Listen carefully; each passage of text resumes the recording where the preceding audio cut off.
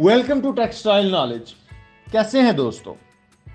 1971 वो साल था जब बांग्लादेश अपने से ज्यादा ताकतवर और अमीर मुल्क पाकिस्तान से अलहदा हुआ था।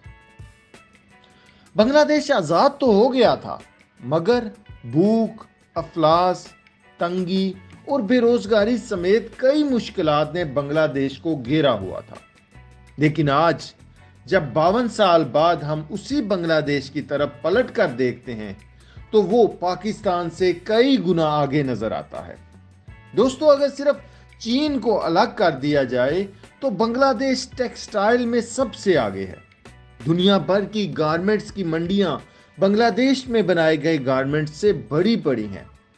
यूरोप और अमेरिका में हर 10 में से एक गारमेंट्स बांग्लादेश से आया हुआ है। दोस्तों, बांग्लादेश गारमेंट्स इंडस्ट्री हर साल 35% के हिसाब से तरक्की कर रही है, जो कि उनके जीडीपी में 80% तक कंट्रीब्यूट कर रहा है।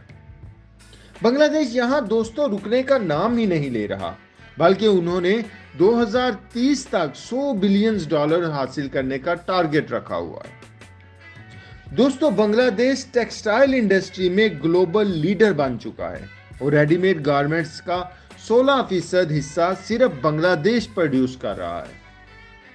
दोस्तों, सवाल ये पैदा होता है कि आखिर बांग्लादेश ने इतने कम वक्त में इतनी तेज रफ्तारी से टेक्सटाइल के शोबे में तरक्की कैसे कर ली और वो टेक्सटाइल की दुनिया का बेताज बादशाह कैसे बन गया।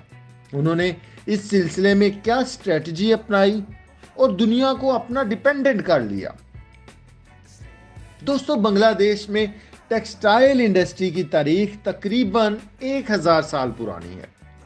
अहले बंगाल ढाका मुसलन, जो कि एक स्पेशल फैब्रिक है, बनाया करते थे और इतनी बारीक फैब्रिक, सुपीरियर फैब्रिक और आला क्वालिटी की ये होती थी कि इसका कहा जाता है कि 50 मीटर का लंबा फैब्रिक एक माचिस की डिब्बी में समा जाता था और इसके फैंस पूरी दुनिया में फैले हुए थे, जिनमें नेपोलियन बोनापार्ट की वाइफ जोसेफिन बोनापार्ट भी शामिल थी। 1206 में दोस्तों बंगाल के वीवर्स ने कपड़ा बनाने का हुनर कुतुबुद्दीन ऐबिक के साथ आए वीवर्स से सीखा और इसमें महारत हासिल की और आखिरकार बंगाल ढाका मुसलन बनाने वाला परमानेंट मुल्क बन गया। ये कपड़ा अब यूरोप की मंडियों में लगातार फरोख्त होने लगा। 1719 में लंदन के वीवर्स ने यह कहकर एहतजाज शुरू कर दिया कि ढाका मुसलन की वजह से उनके मकामी कपड़े की फरोख्त कम हो गई है।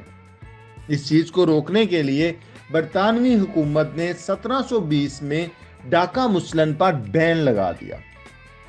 फिर इंडस्ट्रियल रेवोल्यूशन के आने पर ब्रिटिश वीवर टेक्सटाइल इंडस्ट्री में खुद एंटर हो गए और इस वक्त हालात ऐसे थे कि बरतानिया में मजदूर की उजरत बढ़ चुकी थी और बरतानिया में मजदूर बंगाल की निस्बत 6 गुना ज्यादा उजरत लेते थे।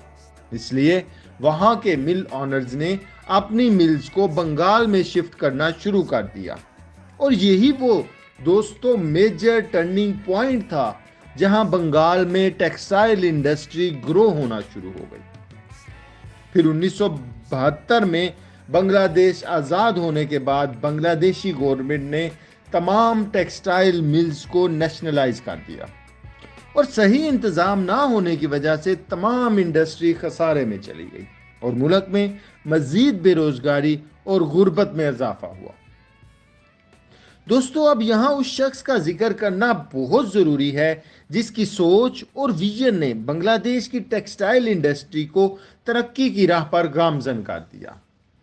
उस शख्स का नाम है नूरुल कादर खान। दोस्तों, नूरुल कादर खान एक ब्यूरोक्रेट थे। 1978 में उन्होंने 130 ट्रेनीज को साउथ कोरिया में भेजा कि वो रेडीमेड गारमेंट्स के बारे में ट्रेनिंग लेकर आए और रेडीमेड गारमेंट्स बनाना सीख कर आए। दोस्तों, नूरुल कादर खान का मकसद था कि बांग्लादेश में रेडीमेड गारमेंट्स तैयार करके एक्सपोर्ट किया जा सके। नूरुल कादर खान का यह प्लान मुकम्मल होता नजर आया जब 130 लोग काम सीखकर वापस आए और उन्होंने बाकी लोगों को काम सिखाना शुरू किया। छोटे छोटे लेवल पर काम शुरू हुआ और गारमेंट्स को बाहर भेजा जाने लगा। दोस्तों 1982 में नूरुल कादर खान ने देश गारमेंट्स के नाम से एक कंपनी शुरू की, जिसने रेडीमेड गारमेंट्स को एक्सपोर्ट करना शुरू किया। गवर्नमेंट उनकी इस एफर्ट को देखकर सारी मिल्स को प्राइवेटाइज करने पर राजामंद हो गई और उन मिल्स को उनके मालिकान को वापस कर दिया। तब से लेकर आज तक दोस्तों बांग्लादेश ने पीछे मुड़कर नहीं देखा और गारमेंट्स इंडस्ट्री में वो रुकने का नाम ही नहीं ले रहा। दोस्तों आपको जानकर ये हैरत होगी कि 1972 में बांग्लादेश की जीडीपी 6.29 बिलियन डॉलर थी और 2014 में यही जीडीपी 173.82 बिलियन डॉलर तक पहुंच गई थी। इसमें 31.2 बिलियन डॉलर एक्सपोर्ट से हासिल हुआ था और एक्सपोर्ट में 82% गारमेंट शामिल थे। दोस्तों मौजूदा दौर में बांग्लादेश में तकरीबन 5000 से ज्यादा टेक्सटाइल इंडस्ट्रीज हैं, जहां पर कपड़ा तैयार होता है और दूसरे ममालिक में एक्सपोर्ट किया जाता है। आज हालात ये हैं कि अकेला ढाका टेक्सटाइल इंडस्ट्री का हब बन चुका है। ढाका में दोस्तों दो तरह की दुनियाएं बसती हैं। एक तरफ बड़ी बड़ी इमारतें, होटल्स और वीआईपी ढाका है, तो दूसरी तरफ 5000 फैक्ट्रीज में काम करने वाले मजदूरों के ठिकाने। कहा जाता है कि यह शहर पूरी दुनिया में सबसे कम मजदूरी देने वाला शहर भी है। यहां रोज 40 लाख से ज्यादा मजदूर काम करते हैं। ढाका के साथ साथ अब ये फैक्ट्रियां चट्टागांग और आसपास के इलाकों में भी फैल रही हैं। दोस्तों बांग्लादेश में लेबर कास्ट पूरे साउथ एशिया के ममालिक में सबसे कम है। चीन में मजदूर की मजदूरी फी घंटा 137 रुपए, इंडिया में 42, पाकिस्तान में 46 रुपए है, जबकि बांग्लादेश में यही मजदूरी 25 रुपए है। लेबर सस्ती होने की एक बड़ी वजह यह भी है कि यहाँ कोई स्ट्रिक्ट लेबर लॉ नहीं और कोई ऐसा कानून नहीं जो मजदूरों के इस्तेहसाल को रोक सके।